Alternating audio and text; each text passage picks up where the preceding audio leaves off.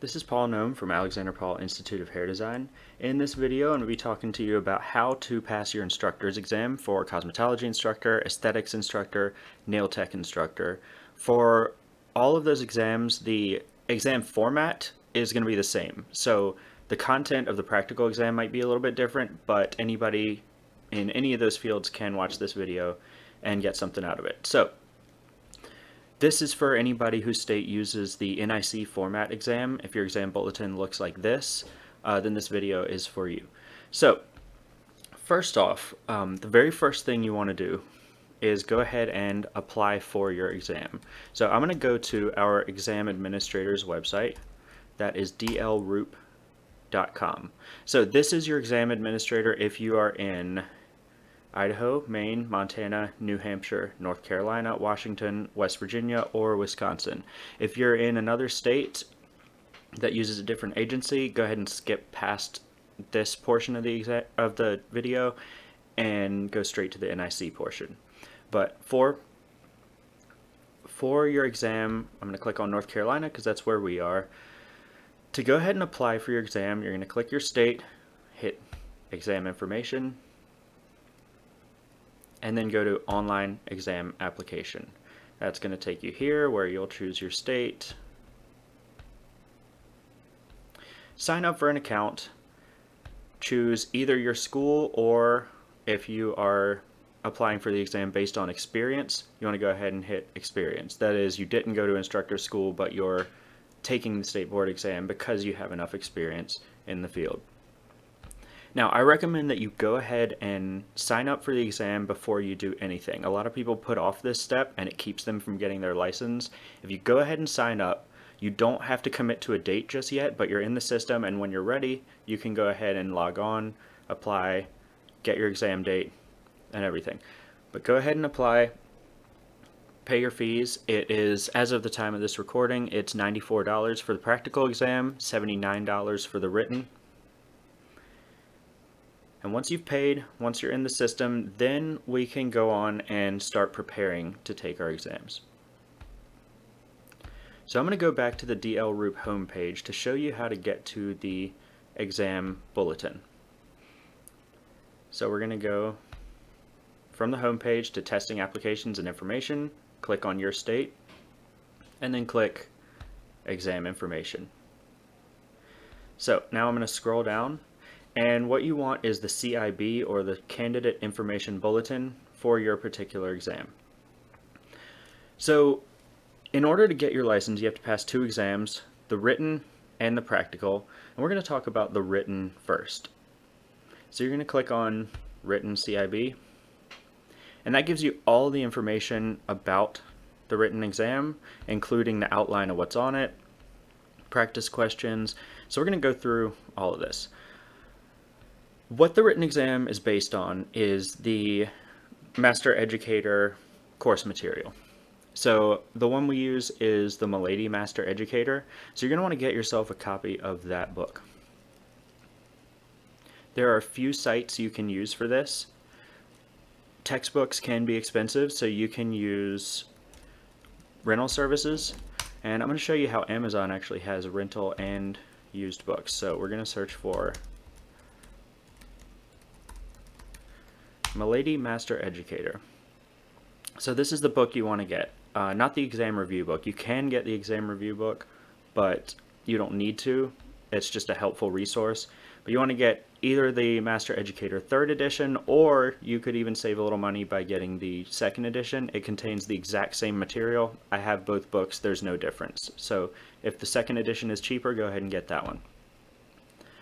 If you click on it, you can see how you can buy this new, buy it used,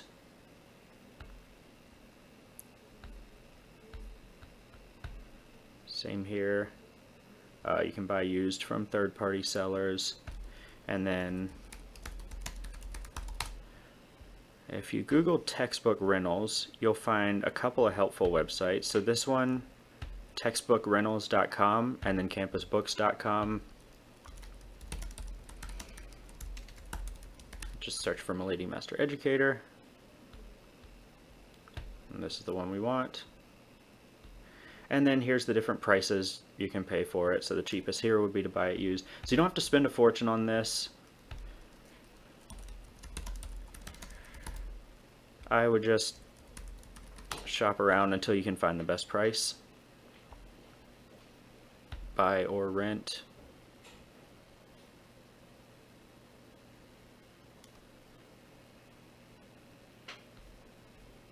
You got some different purchasing and rental prices here. So shop around.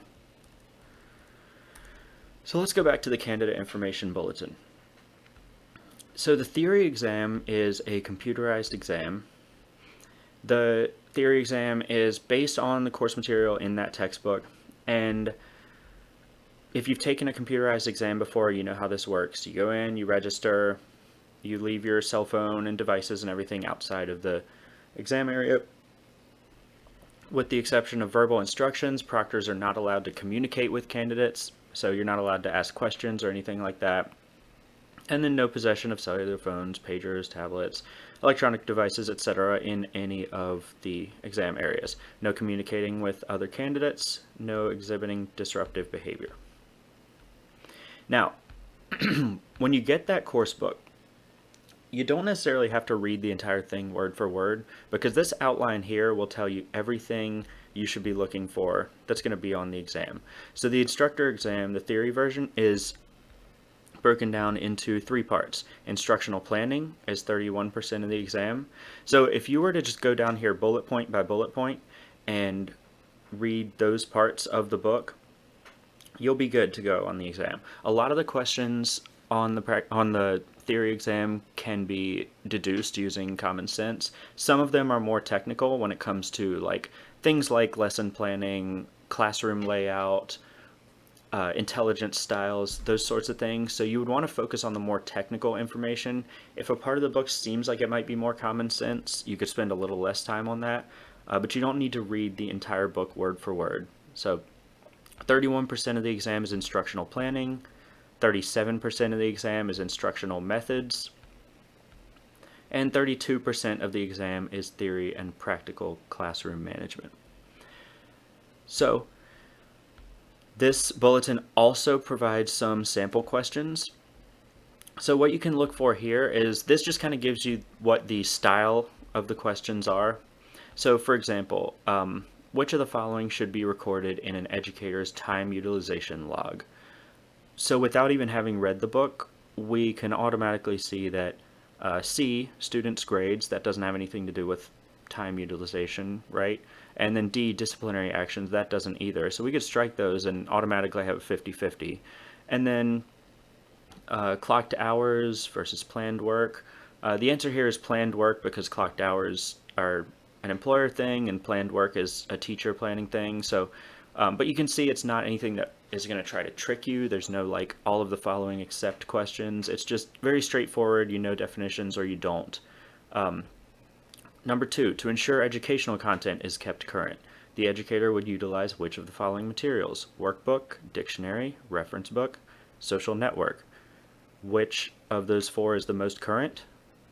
Social network. And the answer is D, social network. And then there's some that are more technical that you might have to read those sections of the book to learn. So for example, when a large group of students is divided for group discussions, which would be the most effective classroom arrangement? But nothing is super difficult. If you focus on the things in the outline, you'll be good to pass the instructor exam. Nobody that I've ever taught has failed it. It's not a super difficult exam as long as you look over the material. So next we're going to look at the practical bulletin. Oh, one more thing about the written.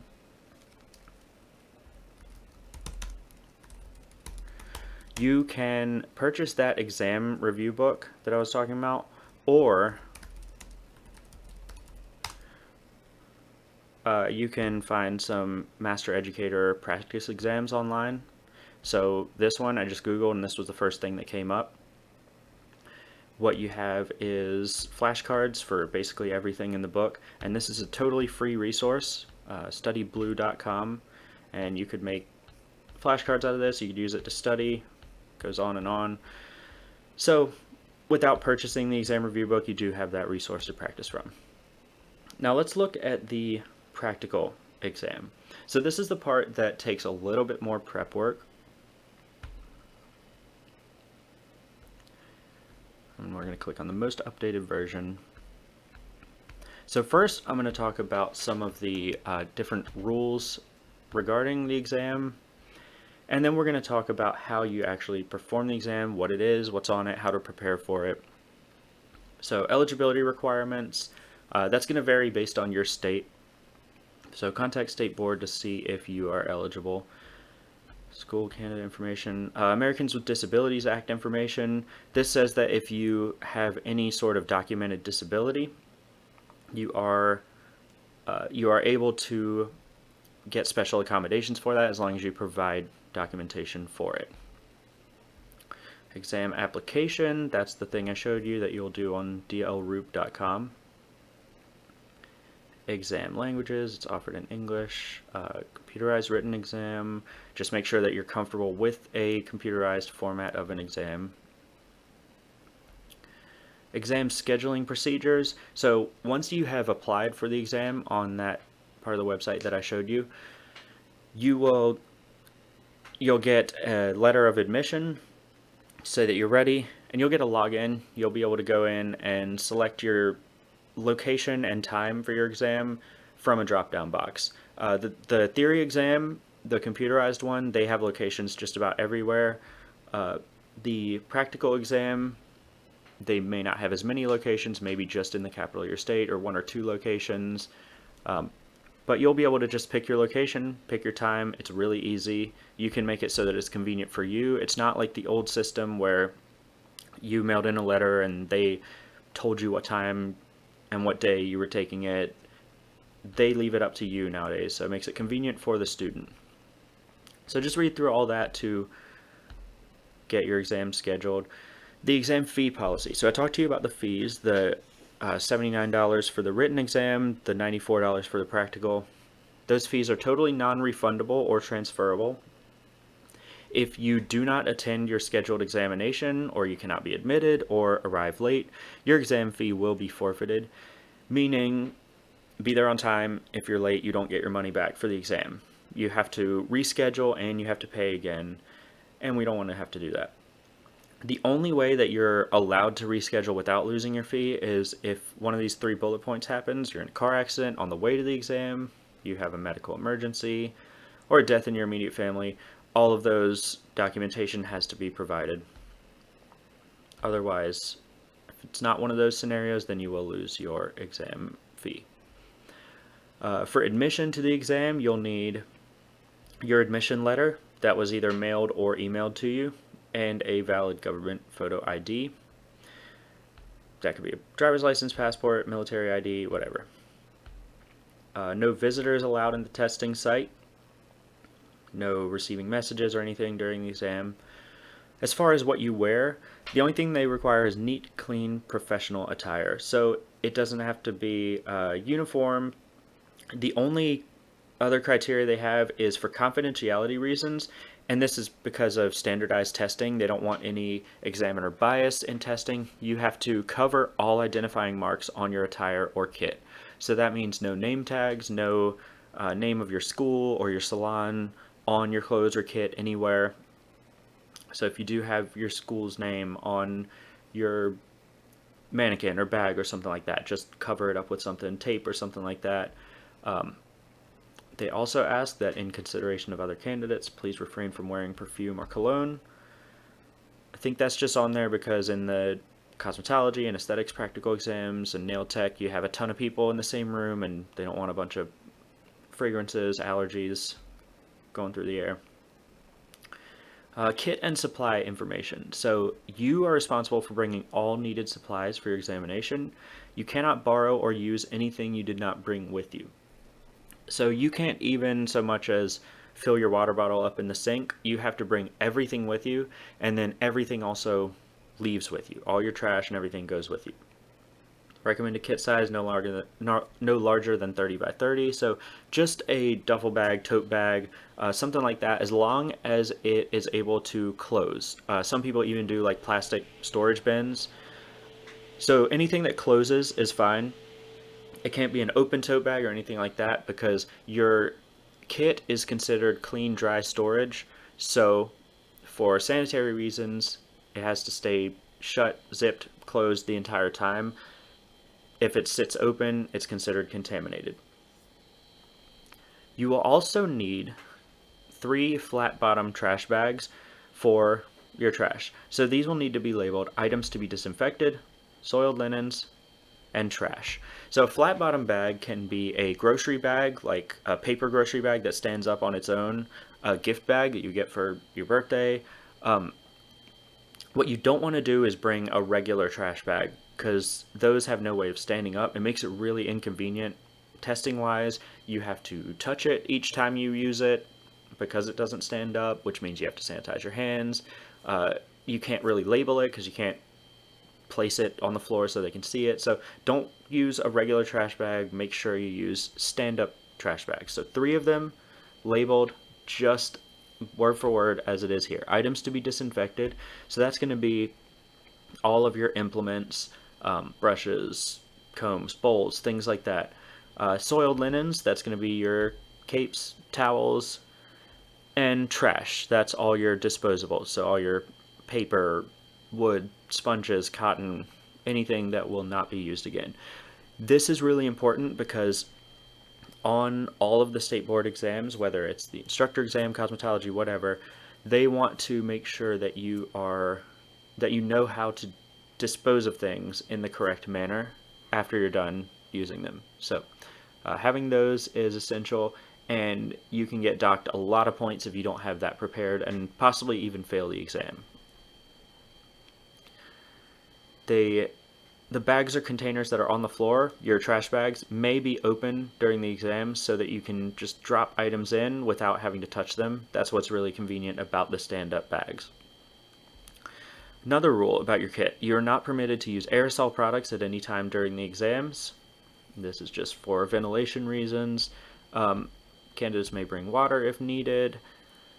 Candidates must use only disinfecting wipes during the practical exam. Spray disinfectants are not permitted, so no aerosol. Again, you can use disinfectant as long as you are wiping it. Now there are certain items not allowed, so we kind of glossed over this earlier, but electronic devices, cell phones, textbooks, study materials, handwritten notes, anything like that could be considered by your examiners as an attempt to cheat. So if it is discovered that you have anything that could indicate an attempt to cheat, or any outside influence or anything like that, a cell phone, notes, textbook, anything, you will be dismissed from the exam and your actions reported to the proper authorities, meaning they will report it to state board and could prevent you from getting your license. What you are allowed to bring is a clear plastic Ziploc bag with photo ID, admission letter, medication, personal hygiene items, car keys, that you can have with you and just place it under your work area, but not your cell phone. Just leave that in the car.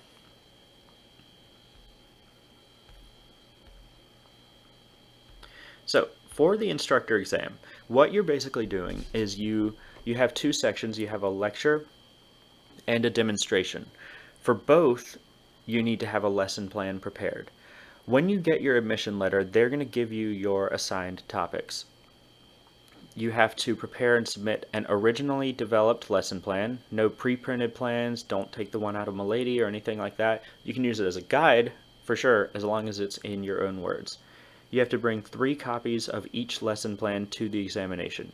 You retain 1 copy of each lesson plan that you get to teach from. You're provided with a work area or table. You're responsible for providing any additional items that are needed. So if you're using visual aids like a marker board, easel, a chalkboard, anything like that, you'll have to bring that. All they give you is a table. You may also use a tripod if you need a tripod for your mannequin. So let's talk about the practical exam and what actually is required. So again, they're going to send you topics. So you're going to have a theory lecture and a demonstration. So your topic for either one of those is just, it could be any number of topics within the course curriculum. So if you're applying to be an aesthetics instructor, they may say do a theory lecture on chemical peels, do a demonstration on using soft wax, something like that. And those would be the things that you'll have to prepare a lesson plan and prepare a lecture and then a demo for the other topic. If you're a cosmetology instructor, it might say color retouch for the theory lecture and 90-degree haircut for the demonstration. And for each of those, you'd have to prepare a lesson plan. They do provide a survey for candidates after the exam is concluded for scoring. So you must score an 85 on the instructor written and practical exams. You have to score that on both exams in order to pass. Once you've passed, or once you've taken the exam, they will mail you or email your results within the next few business days. Print a copy of your result letter, as you will not receive an additional copy in the mail. Once you've passed both your exams, then you're ready to go ahead and contact the state board and get your license. So that's all your examination procedures. Now we're going to get to the NIC portion of the exam. So NIC is the company that actually makes the exam, whereas DL-ROOP is the agency that administers the exam. So this is going to talk about what specifically you have to do for the exam, what you're graded on, how you're graded, how to prepare for it, all the little nitpicky rules and things that you have to pay attention to. So we're going to go over all of this, and then once we do, you should feel pretty prepared to go ahead and get started on the exam. So first of all, again, it's like any standardized test, just like taking the SAT or something like that. Do not leave the exam without permission. Do not communicate with other candidates, anything like that. Picture ID is required for re-entry into the exam. You are required to bring a supply kit for your own use. And like I said, everything must come with you, everything must leave with you. They don't have trash facilities for all the candidates who take the exam, so everything has to be packed up in your kit to go with you too. It is the candidate's responsibility to make certain they have a sufficient quantity of supplies that have been properly cleaned and disinfected, and that implements are in proper working order. So if you get to the exam and you find that you forgot to pack something, or something in your kit is broken, tough luck. There's nothing the examiners can do for you. The only thing you're allowed to use is everything you brought with you. We touched on this earlier. The kit will be used during the exam as dry storage and is considered part of the work area. Kit must be kept closed, except when removing materials for a particular service.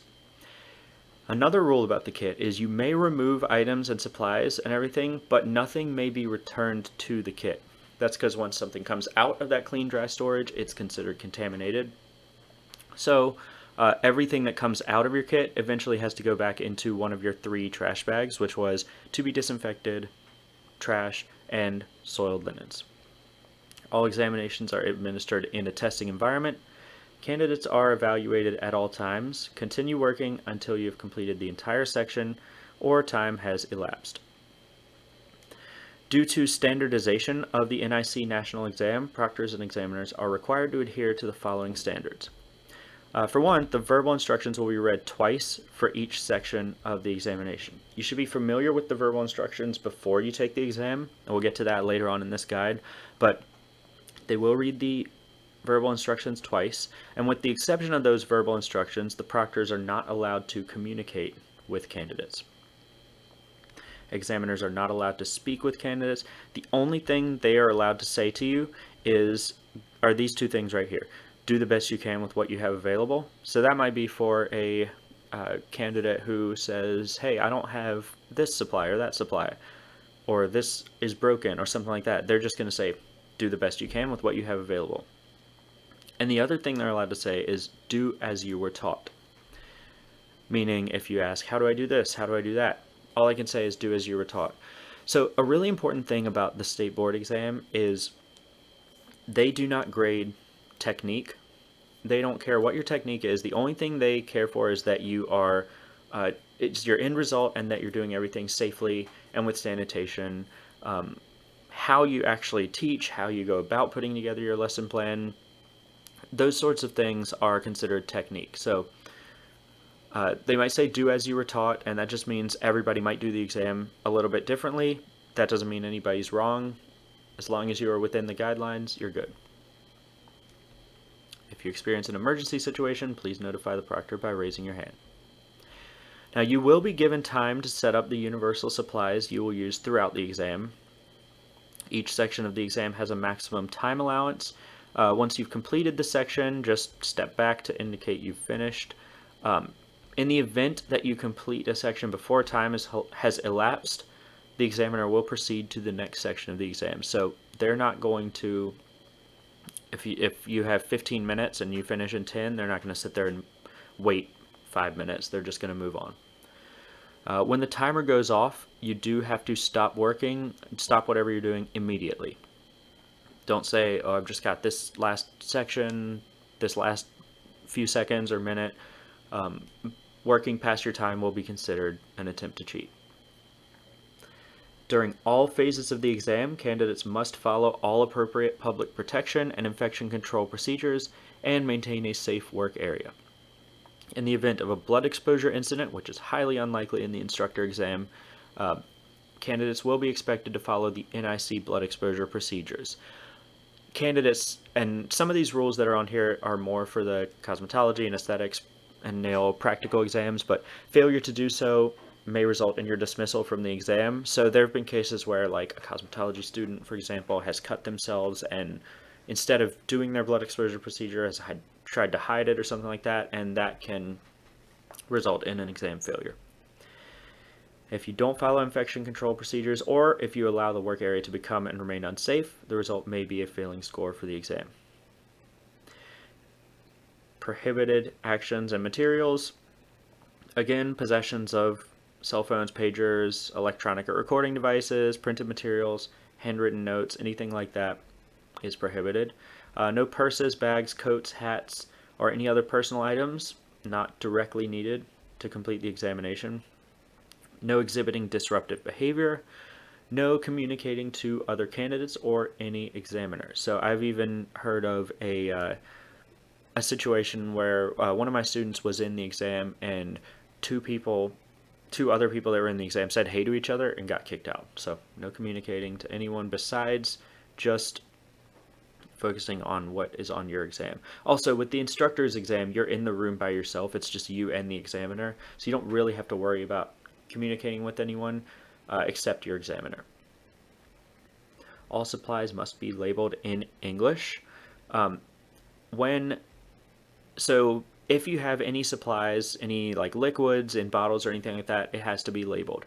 They don't require that every single thing is labeled, as in like if you have a bag with brushes in it or something like that, you don't have to label brushes because you can clearly see what that is. What they want labeled is anything that's like in a bottle, in a jar, any liquid, any product, any material that's not clear what it is.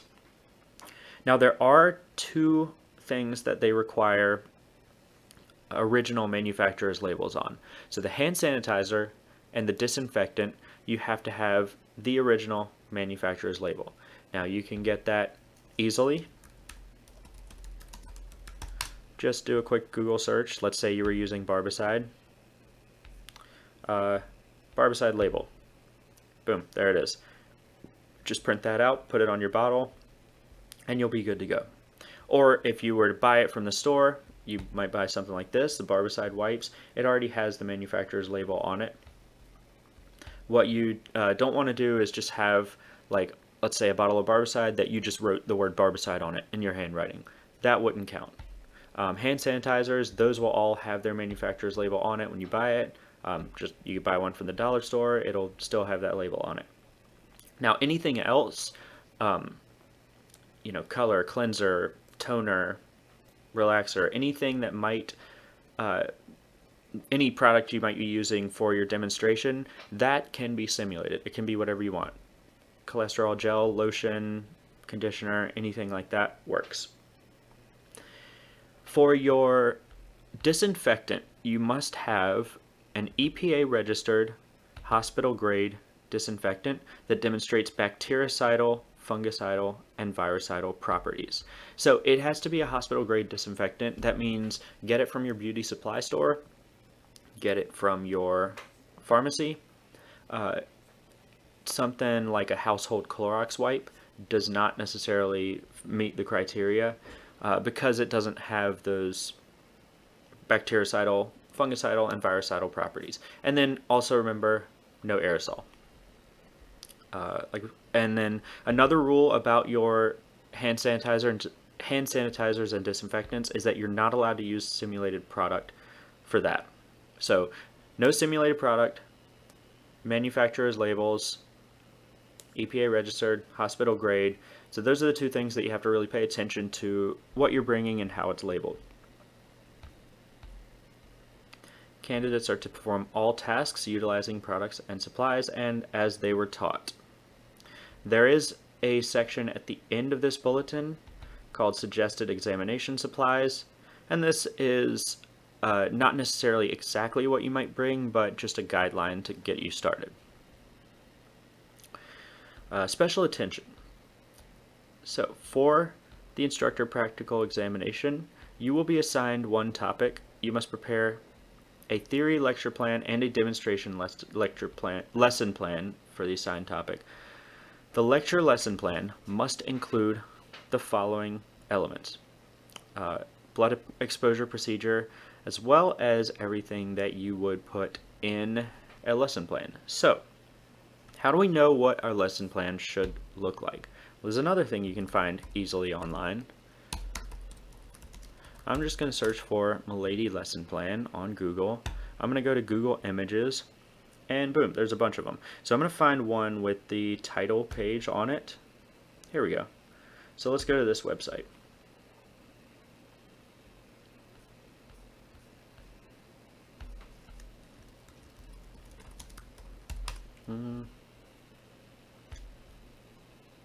Let's go to this website.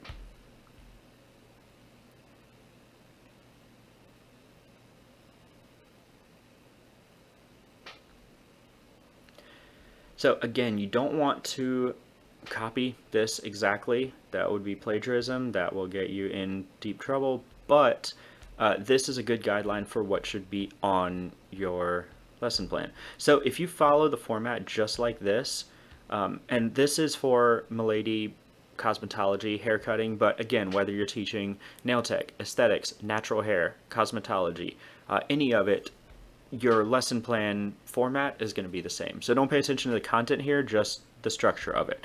So instructor name, date, subject, topic. That's where you will insert your subject and topic, or just topic. That would be fine too.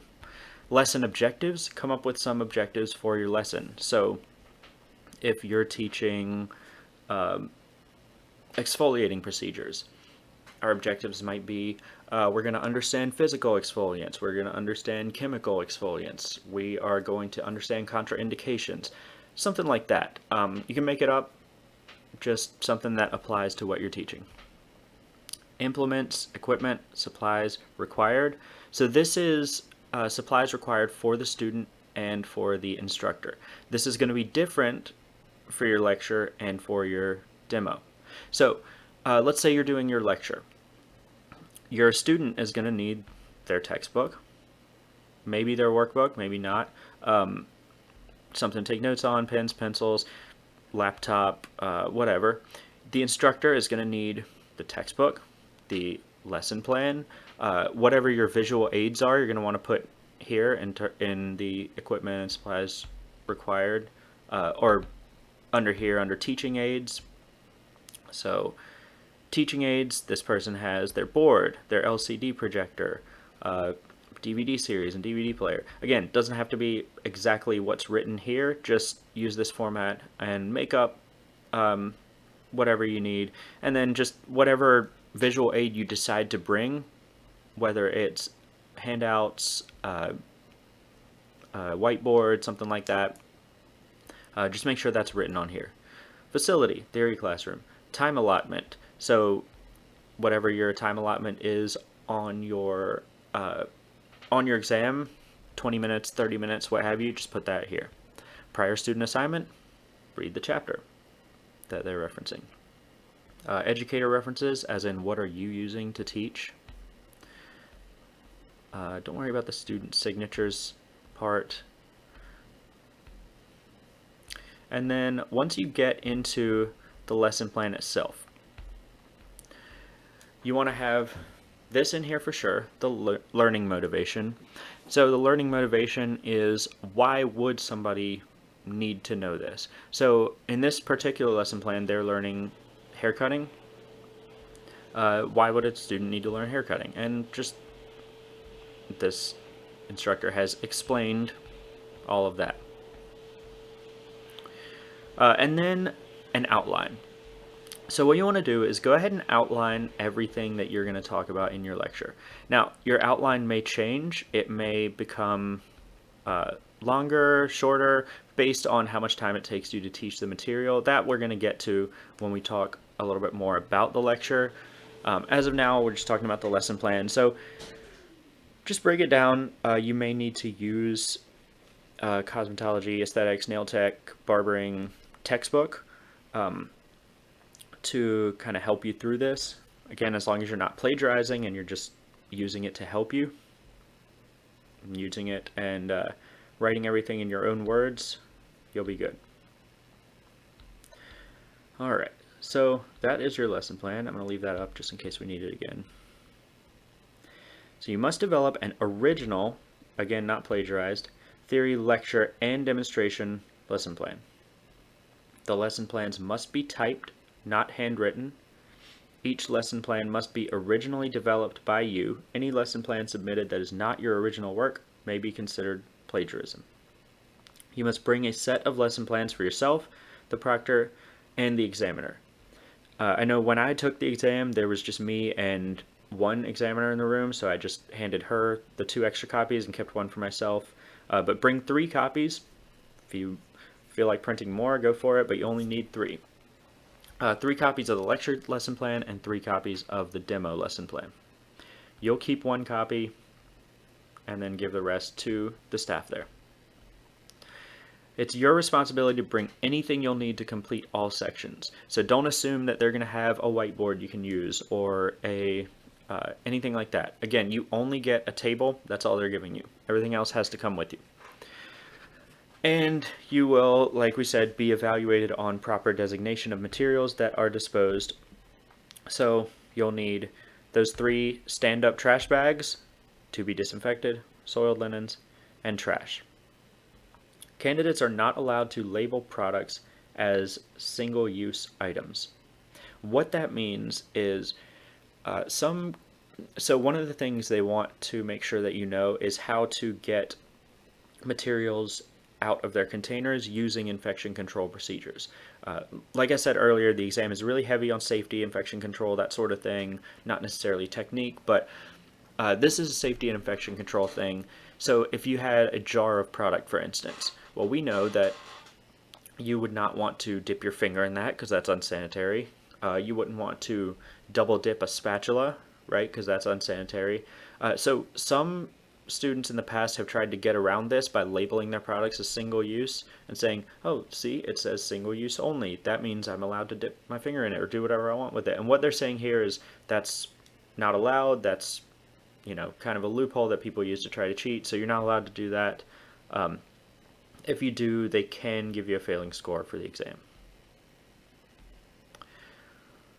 Any questions that you have about anything we've talked about, feel free to email me, paul@alexanderpaul.edu, and I will answer you as quickly as I can. So now let's talk about the actual exam, what you're going to be graded for. So we've talked all about the rules, the details, everything. So this is the actual exam. The format is basically you like I said, it's you and the the examiner, and that's it.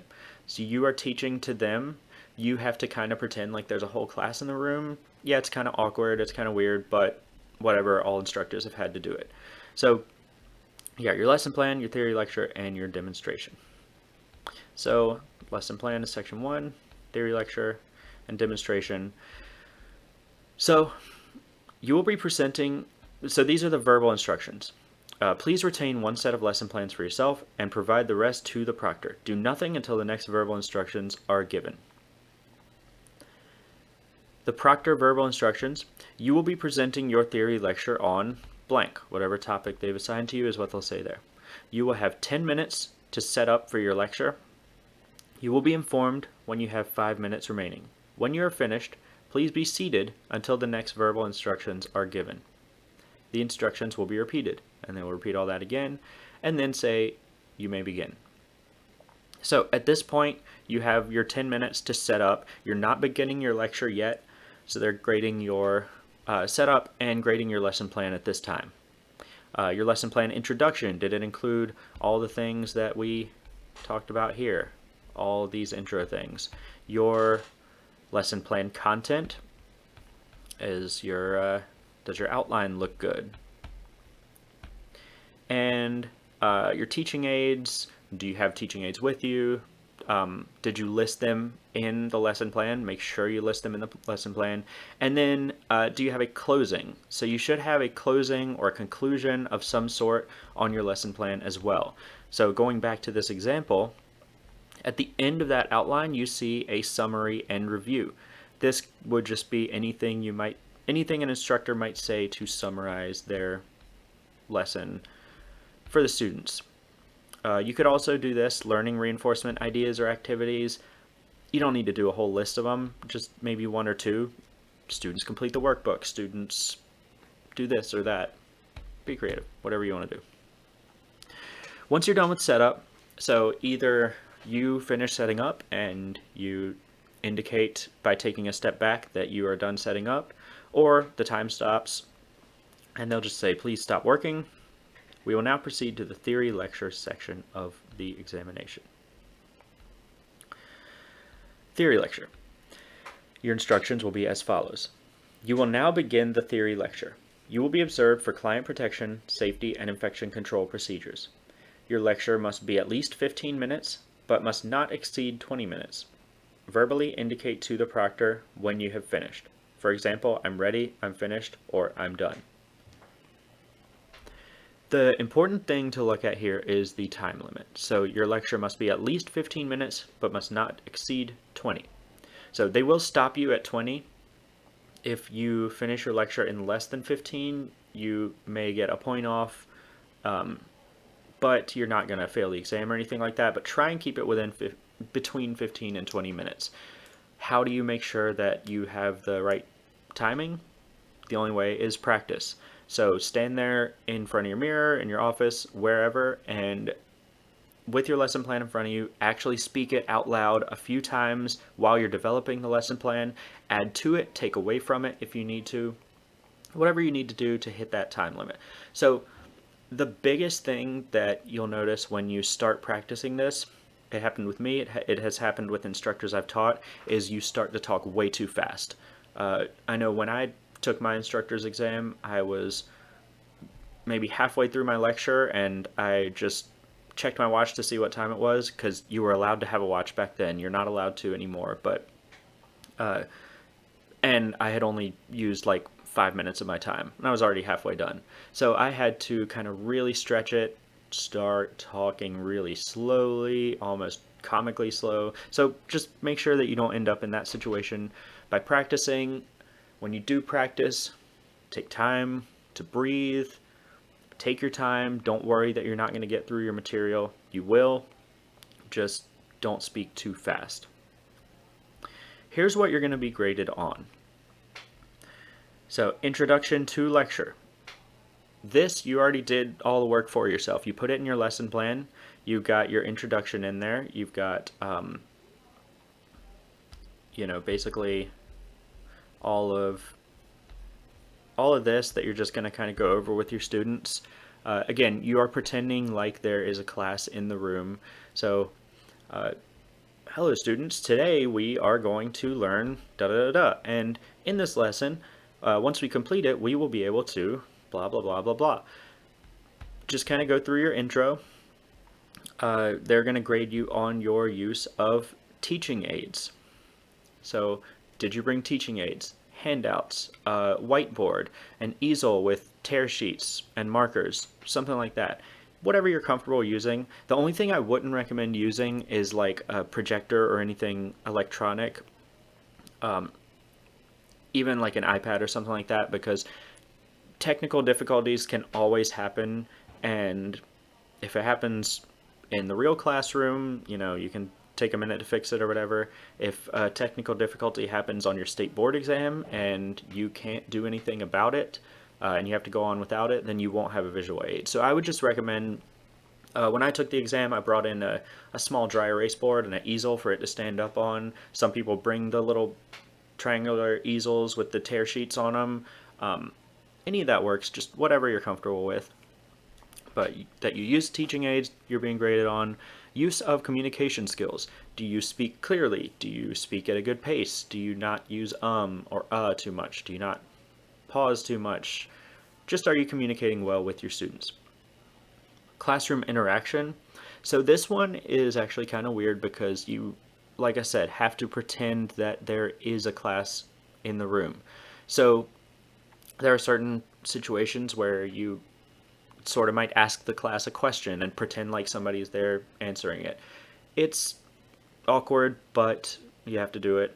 You have to just pretend like there are people there. So you might be like, yeah, and what do we do if we drop an implement?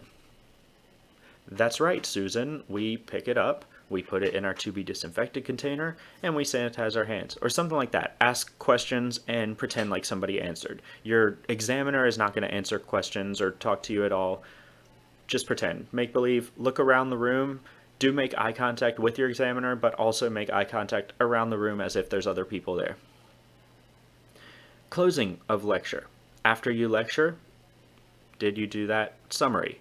So today, students, we learned da da da da da da. Content of lecture. Not only did your lecture include content that is relevant to the topic, also nothing that's outside of the topic, but did you follow the lesson plan in your lecture? So they want to make sure that you didn't go outside of your lesson plan, that you didn't start going off on a tangent and teaching other things.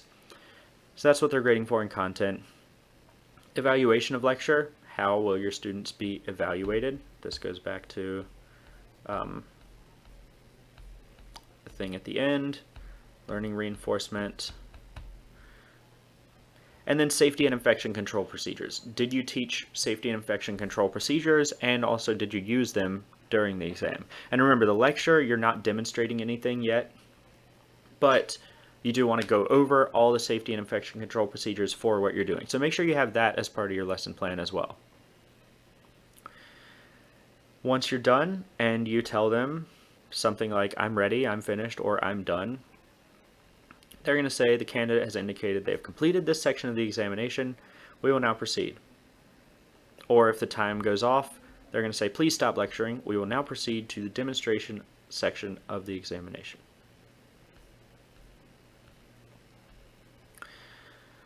So next, demonstration. You will be presenting your demonstration on blank. You will be observed for client protection, safety, and infection control procedures. You will have 10 minutes to remove any materials that you no longer need from the previous section and set up for your demonstration. So 10 minutes to clean up from everything you did, whatever you don't need anymore. You want to leave your universal supplies out, your sanitizer, disinfectant, anything like that. Get rid of your whiteboard or whatever you brought that you don't need anymore. You will have 10 minutes to set up. You'll be informed when you have 5 minutes remaining. Do not begin your demonstration until instructed to do so. Verbally indicate to the proctor when you have finished. For example, I'm ready, I'm finished, or I'm done. So what will you be evaluated on? That you set up the area for demonstration properly. Pay attention to safety and infection control procedures here. if you're working with a mannequin, you want to drape that mannequin exactly like you would if they were a real client in the salon or spa. So let's say you are doing a facial for your demonstration. You would want to have your mannequin set up, maybe on that table, because a tripod can be kind of awkward for a facial. Have a towel over her chest, have her hair in a headband. If you were doing a haircut or something like that, you'd have her on the tripod, draped just like you would, so a towel, then your cape. So you set up properly. Once you have indicated you have finished setting up, they'll proceed to the actual demonstration. You will now begin the demonstration. You will be observed for client protection, safety, and infection control procedures.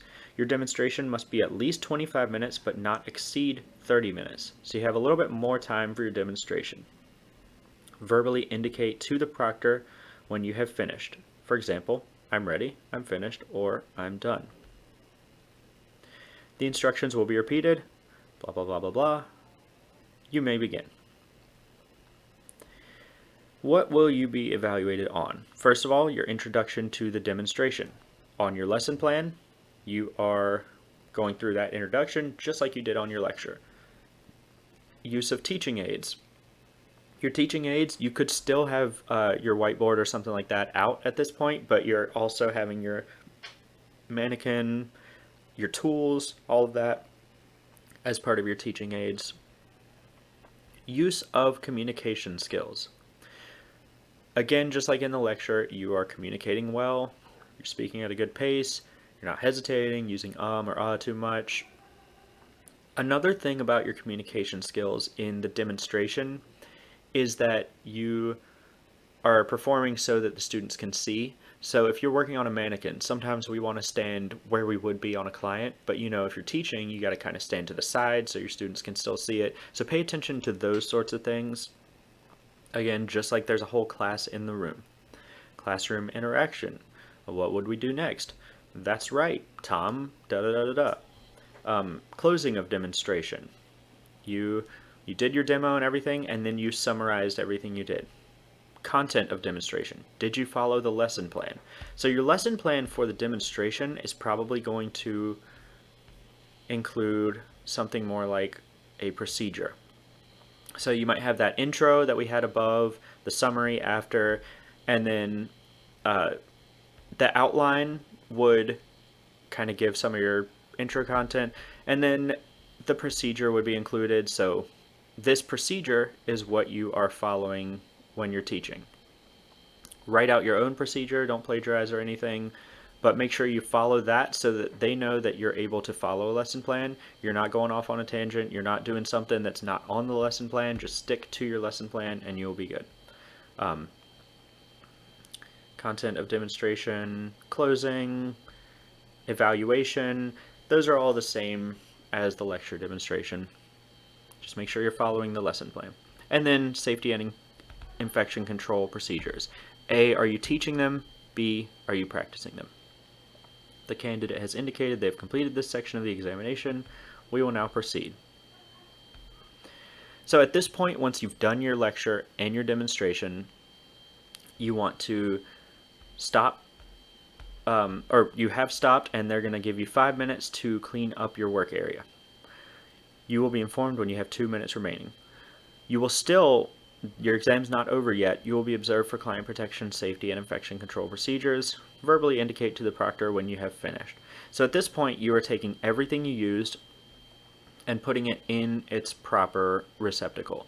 So if you performed a service on a mannequin, your towels, capes, anything like that are going to go into your soiled linens.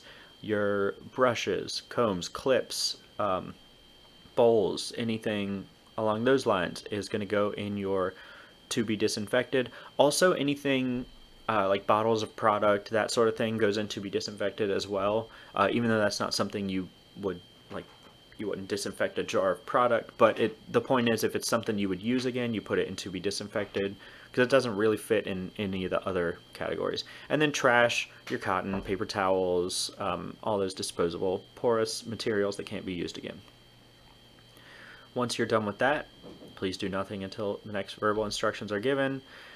And then they will tell you the examiner has indicated they've completed their assessment. Make sure that all supplies and disposable materials are taken with you. This concludes the National Interstate Council of State Boards of Cosmetology Instructor Practical Examination. Thank you for your participation. At this point, you are finished being graded. You don't have to worry about sanitation or infection control or anything. Just take all your stuff, throw it in your bag that you came with, and you are good to go. And they will give you your results within the next few business days.